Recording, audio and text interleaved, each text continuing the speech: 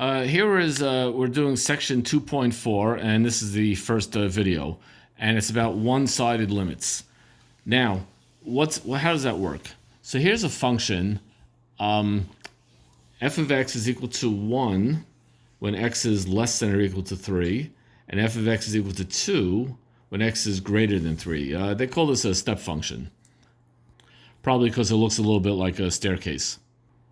We want to discuss the limit of this function as x approaches 3. This is the most interesting point because, well, you can see for yourself why. Well, the limit as x approaches 3 does not exist because if I approach 3 from this side, the limit is 1. If I approach 3 from this side, the limit is 2. Now, even though the value at 3 is equal to 1, that doesn't mean the limit is necessarily going to be 1. Now, on this side, the limit is 1, but on this side, the limit is 2 because the limit is not dependent on the actual value at the point in question. The limit is dependent on the value the function takes on at the points close to that point, when I get close to that value. So I want, what is the function equal to 3.1 or 3.01 or 3.001 or 3.0001 and so forth. Or here, what is the function at 2.9 or 2.99 or 2.999 and so on and so forth. Anyway, the limit overall does not exist, and that's because the left-sided limit. Now I write 3 with a negative. That does not mean negative 3.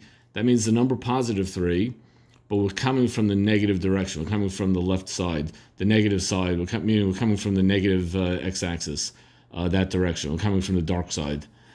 And as I said, the limit is 1. And when I come from the positive direction, meaning I'm coming from the right side over here, the limit is 2. Even though when I hit x equals 3, it equals 1, but the limit is still 2. That's how this works. Anyway, since the left-handed limit and the right-handed limit do not agree with each other, then there's no overall limit. And I'm sure you probably realize by now that the overall limit exists only if the left limit equals the right limit. Now I want to look at this fun little zigzag-y little function. So this is the whole function. It's only defined between 0 and 4.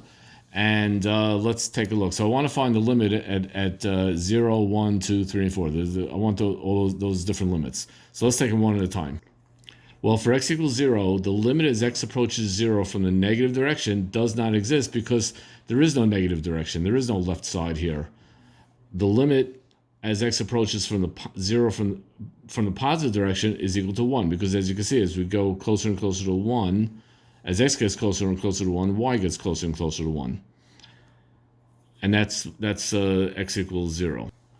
Now, for x equal to 1, the limit is, as we approach 1 from the negative direction, from the left side, is 0 because it's going down, down, down. As the x gets closer and closer to 1, y gets closer and closer to 0. So the left side limit is 0. And as we approach 1 from the positive direction, that is the y values are approaching positive 1. By the way, I meant to make one of these an open circle, one a closed circle, because if they're both closed circles, then it's not a function at all.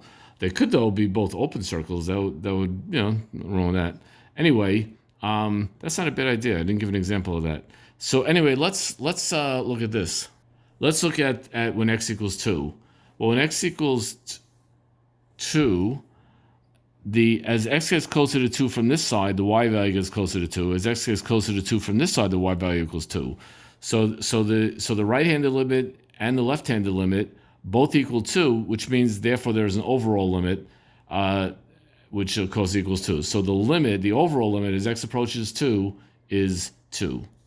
Now when x approaches 3 from the negative direction, I get the same as when it approaches 3 from the positive direction, which means it has an overall limit, and the limit as x approaches 3 overall is 2, which means the left-hand side and the right-hand side. Now notice that with 3 and 2, for 3 everything was fine because f of 3 actually equals 2.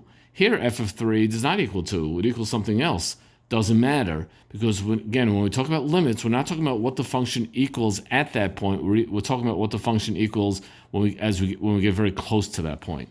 And finally, for the limit as x approaches 4, Well, if x approaches 4 from the negative direction, the y value approaches 3. I don't care that the actual function value is a different number. I just care as I get closer to 4, the y value gets closer to 3. And that's the left-sided limit. And the right-sided limit does not exist because there is no right side. The function is not defined there.